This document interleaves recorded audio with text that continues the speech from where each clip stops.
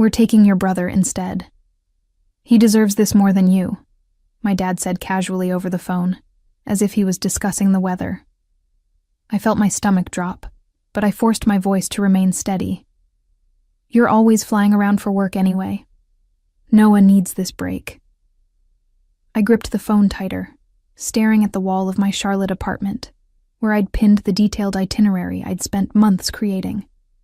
First-class flights to London, 5-star hotels in Paris, private tours through Rome, all of it paid for with my own money, planned with meticulous care to thank the 2 people who had supported my career as a graphic designer.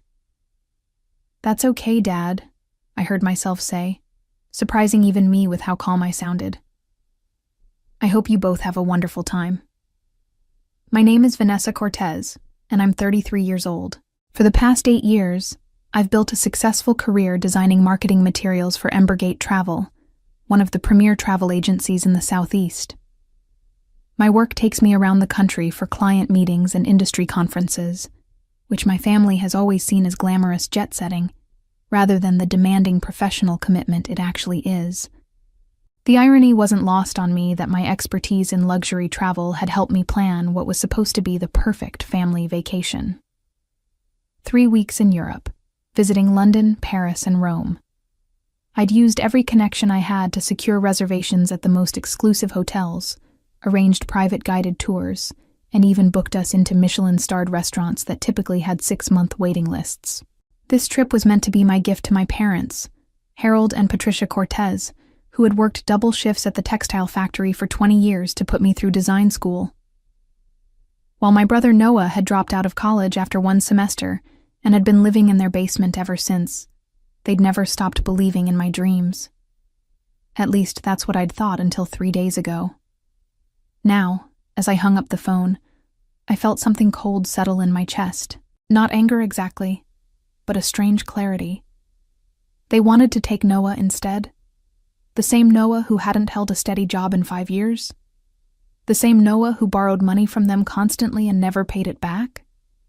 The same Noah who had mocked my career choice, calling it making pretty pictures for rich people. Fine. They could take their precious son on the trip I'd planned and paid for. But what they didn't realize was that every single reservation, every hotel check-in, every tour booking required one thing they didn't have: my identification. My name was on everything, and in the luxury travel world, that meant everything. I walked to my laptop and opened my travel planning folder, a small smile playing at my lips for the first time in days. Growing up, the favoritism in our family wasn't subtle. While I spent my teenage years working part-time jobs to save for art supplies and college applications, Noah was given a car for his 16th birthday that he crashed within 3 months. When I graduated valedictorian and received a partial scholarship to design school. The family celebration lasted 1 evening. When Noah announced he was taking a gap year that turned into 5 years, my parents called it finding himself. I'd learned early that proving my worth meant working twice as hard for half the recognition. After college, I started at Embergate Travel as a junior designer, staying late every night to perfect my layouts and build client relationships. Within 3 years, I'd been promoted to senior designer, and by year 5, I was leading the creative department for our luxury travel division. My success had always been met with a mixture of pride and resentment from my family. My mother, Patricia, would brag to her friends about my accomplishments, but always with a disclaimer. Of course, she's so busy with work, we hardly see her anymore. My father, Harold, was more direct in his disapproval. All that education, and for what? You work all the time and don't have a husband or children. What's the point? But Noah? Noah was still their baby, even at 31. His unemployment was the tough job market. His inability to maintain relationships was because he was too sensitive for this world. His constant need for financial support was just temporary. Always temporary. I'd planned this European vacation specifically to show them how much their support had meant to me, despite everything. I wanted to give them experiences they'd never dreamed of having. The presidential suite at the Langham in London, a private Seine river cruise in Paris, VIP access to the Vatican in Rome. Each detail had been carefully chosen to create memories that would last a lifetime. The planning had taken 6 months. I'd used my industry connections to secure reservations that money alone couldn't buy. My contact at the Langham had pulled strings to get us the same suite where British royalty stayed. The restaurant in Paris that I'd booked for our last night had a 2-year waiting list, but the chef remembered me from a travel industry event and made an exception. Every confirmation email, every reservation number, every special request was filed under my name and linked to my passport information. In the luxury hospitality world, this wasn't just a formality, it was essential security protocol. These establishments catered to high-profile clients who valued privacy and exclusivity above all else. As I scrolled through my meticulously organized files, I realized that my parents' last-minute substitution wasn't just hurtful, it was logistically impossible. They would arrive in London expecting to check into hotels where the staff would have no record of Harold or Noah Cortez. They would show up for private tours that were booked exclusively for Vanessa Cortez and confirmed guests. The trip they thought they were taking existed only in their imagination. The real trip belonged to me, and me alone. The morning after my father's phone call, I sat in my office at Embergate Travel, staring at my computer screen with a cup of coffee growing cold in my hands. My colleague and closest friend, Brooke Mitchell, knocked on my office door frame. "You look like someone stole your favorite design software," she said, settling into the chair across from my desk. "What's going on?" I explained the situation, watching Brooke's expression shift from confusion to outrage. She'd met my family at office holiday parties over the years and had witnessed firsthand how they treated me compared to Noah. "Wait, let me get this straight," Brooke said, leaning forward. "You planned and paid for an entire luxury European vacation for your parents, and they decided to take your deadbeat brother instead." "That about sums it up," I replied, surprised by how detached I felt from the words. "And everything is booked under your name?" "Everything. Hotels, tours, restaurant reservations, even the private driver service I arranged for ground transportation." Brooke was quiet for a moment, then a slow grin spread across her face. "You know what this means, right? That my family will have a very disappointing vacation?" "Vanessa, this is perfect. You have complete control over this situation." She pulled out her phone and started typing. "You know what you should do? Take that trip yourself. You've earned it more than anyone." The idea hadn't occurred to me, but as soon as she said it, I felt a surge of excitement. Why shouldn't I enjoy the vacation I'd planned and paid for? I'd been working nonstop for months, and I had the time off already approved. "I can't just abandon them in Europe," I said, though even as I spoke, I knew I was trying to convince myself more than her. "They abandoned you first," Brooke pointed out. "They made their choice. Now you get to make yours." That afternoon, I made a series of phone calls. First, I contacted each hotel to confirm that my identification would be required for check-in, explaining that there had been some confusion about the guest list. The concierge at the Langham was particularly helpful, noting in their system that only I was authorized to make changes to the reservation. Next, I called the tour companies to reconfirm that their private guides would only recognize me as the client contact. The Vatican tour coordinator was especially strict about this, explaining that their exclusive access required background checks that were tied to specific passport numbers. Finally, I booked myself a flight to Iceland, a destination I'd always wanted to visit but never had time for. I found a gorgeous suite at a boutique hotel in Reykjavik with views of the Northern Lights. It would be my own private celebration, far from the drama my family was about to encounter. As I finalized my Iceland reservations, I felt something I hadn't experienced in years, complete peace with my decisions. For once, I was putting myself first, and it felt absolutely liberating. 3 days later, my parents and Noah departed for London on the first-class flights I'd booked. I watched their social media posts from my apartment, seeing my mother's excited selfies at the airport and my father's proud photos of Noah in his first-class seat, the seat that should have been mine. "Living our best life." My mother had captioned a photo of the three of them in the airport lounge. So grateful for this amazing opportunity. No mention of who had made that opportunity possible, of course. I was scheduled to fly to Iceland the next morning, giving me a full day to make some final adjustments to their European adventure. I spent the morning calling each establishment on their itinerary, not to cancel, that would be too obvious, but to clarify their very strict identification policies. "Just to confirm," I said to the manager at Le Bristol in Paris, "if someone shows up claiming to be checking in for the Cortez reservation but doesn't have matching identification, you won't be able to accommodate them, correct?" "Absolutely not, Miss Cortez," he replied crisply. "Given the level of security we maintain for our VIP guests, we cannot make any exceptions. Only the person whose name and passport match our reservation will be granted access." I made similar calls to the hotel in Rome, the private tour companies, and even the Michelin-starred restaurants. Each conversation confirmed what I already knew. My family was about to discover that luxury travel operates on a completely different level than their usual vacation planning.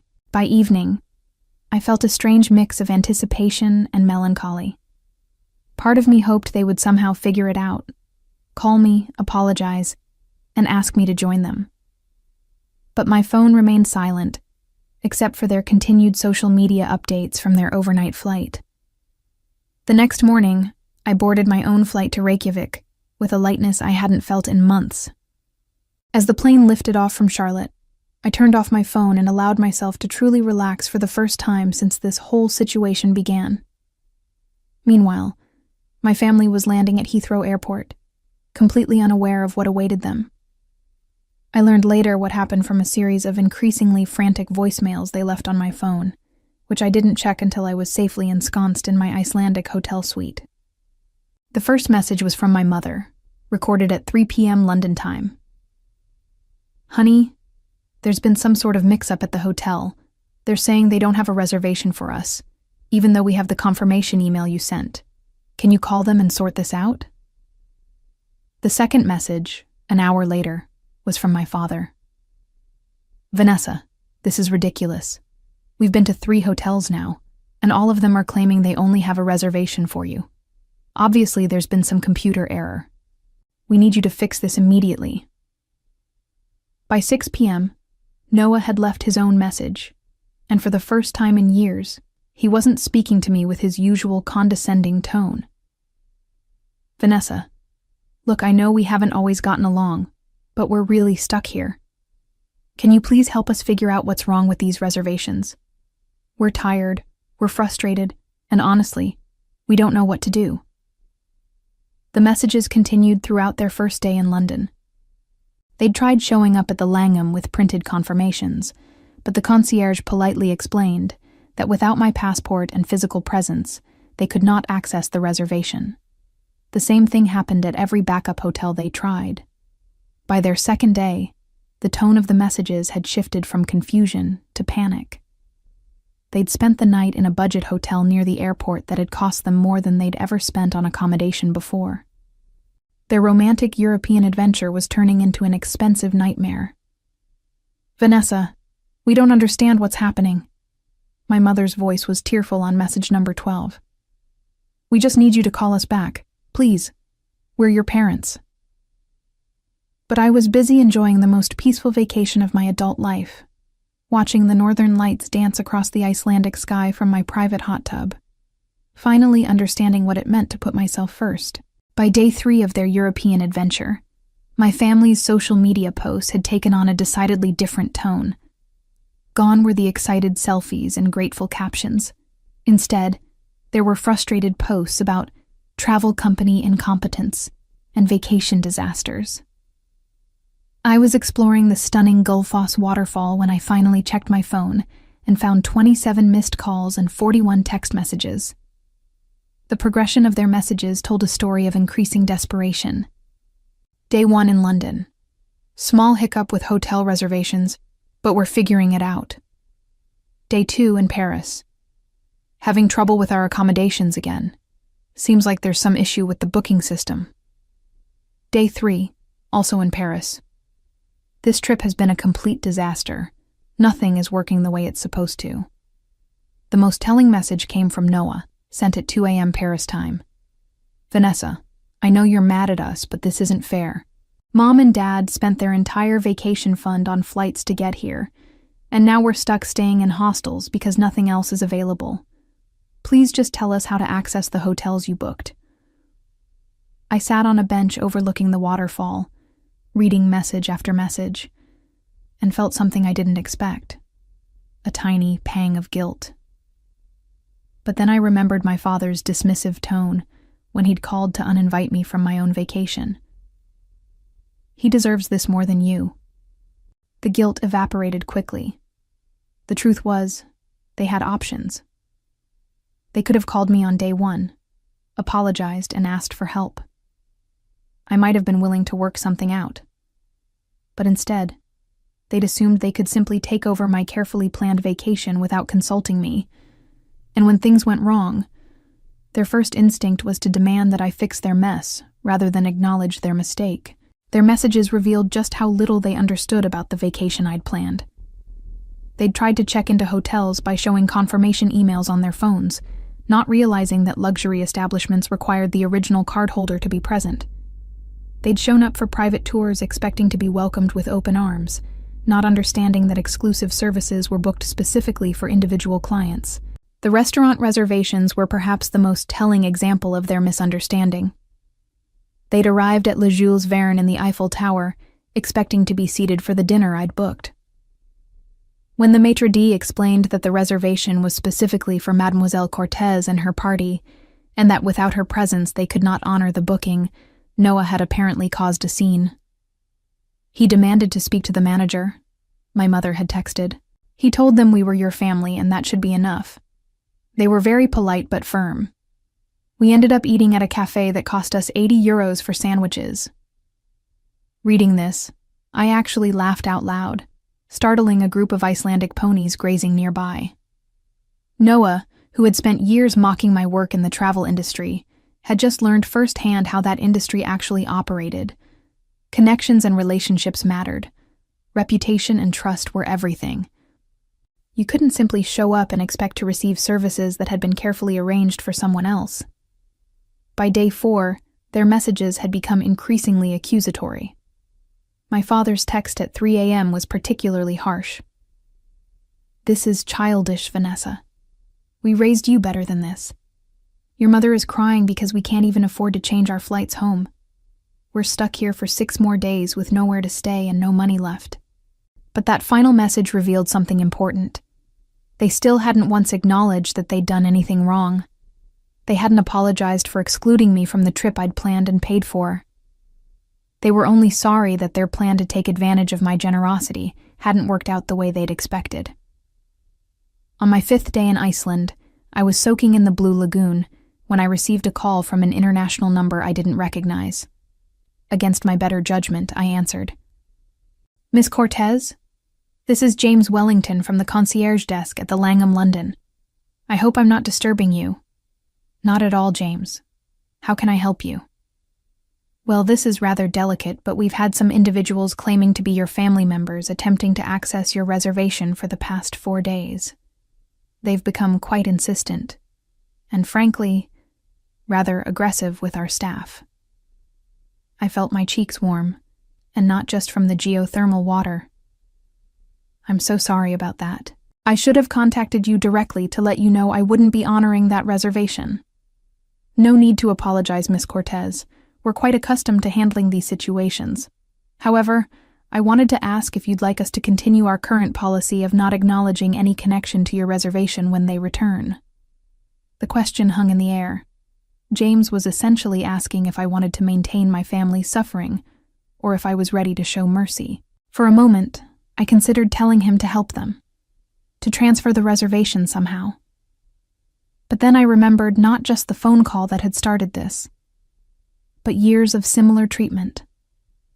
Every family dinner where Noah's failures were excused, while my successes were minimized.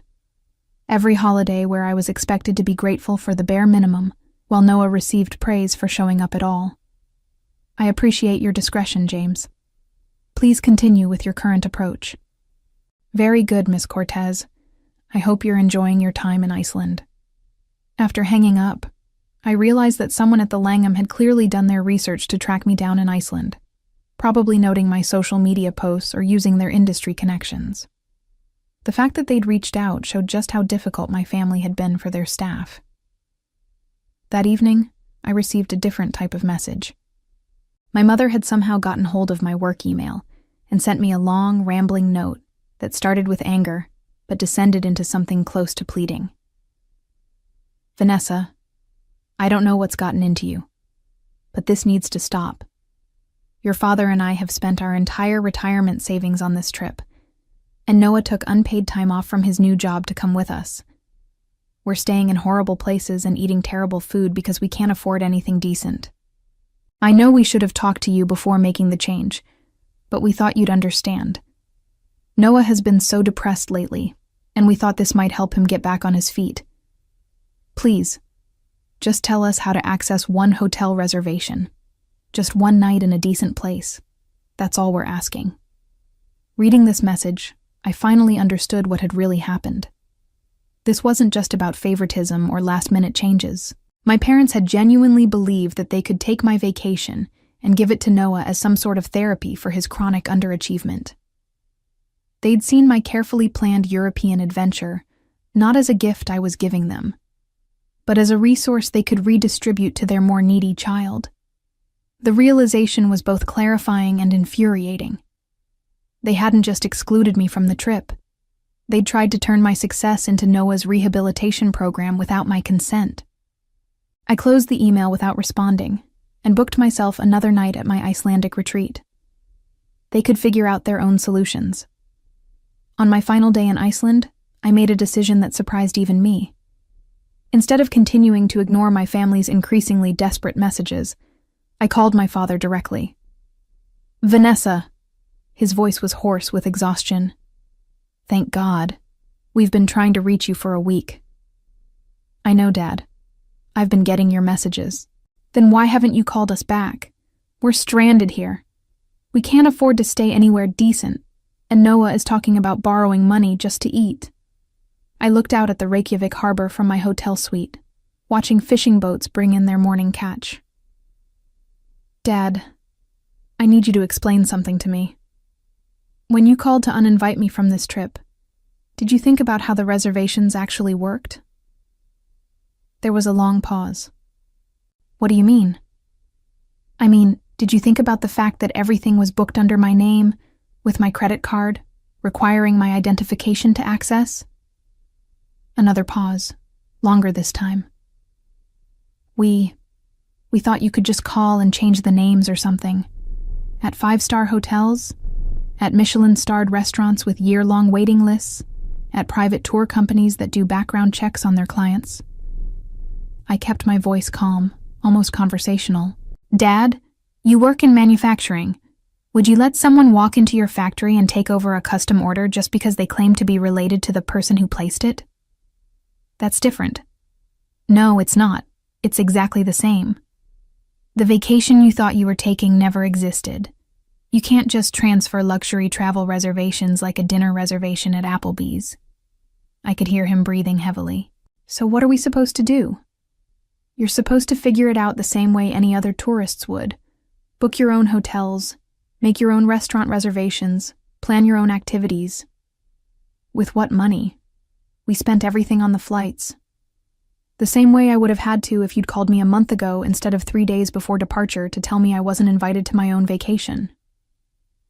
For the first time in the conversation, my father was silent. Vanessa, please. My father's voice cracked. Your mother hasn't stopped crying since yesterday. Noah is talking about just going home early and losing the money on the return flights. We know we made a mistake. Those were the words I'd been waiting to hear for 7 days. But when they finally came, they felt hollow. What mistake did you make, Dad? We should have talked to you first before making the change. That's not the mistake you made. Silence. The mistake you made was assuming that my life, my work, my planning, and my money were resources that you could redistribute to Noah whenever you felt he needed them more than I did. The mistake you made was telling me that he deserved this more than I did, as if I hadn't earned every dollar I spent on this trip. I could hear my mother crying in the background now. You want to know the really sad part, Dad? If you had called me and explained that Noah was struggling, if you had asked me to help plan a separate trip for him, I probably would have done it. I love our family, even when you make it difficult.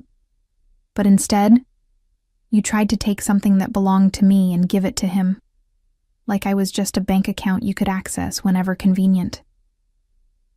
We didn't mean it that way. Yes, you did. You've always meant it that way. Every time Noah failed at something and you made excuses for him while expecting me to just work harder and ask for less, you meant it exactly that way. I hung up the phone and blocked their numbers.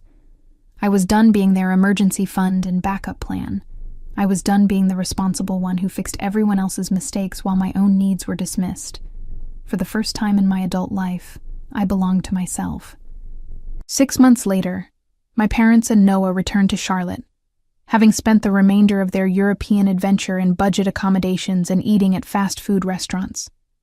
They'd managed to see some sights and take some photos, but their luxury vacation had become an expensive lesson in assumption and entitlement. My mother tried to reach out through relatives, sending messages about how much they missed me and wanted to repair our relationship. But every message focused on their desire for reconciliation, rather than acknowledgement of what they'd done wrong. They wanted forgiveness without accountability, restoration without change. I, meanwhile, had used the peace and clarity of my Iceland retreat to make some major life decisions. I'd started freelancing on the side, building a client base of high-end travel companies who valued my expertise and industry connections. Within 4 months, I was earning more from freelance work than from my full-time job. When Embergate Travel offered me a promotion to creative director, I turned it down and submitted my resignation instead.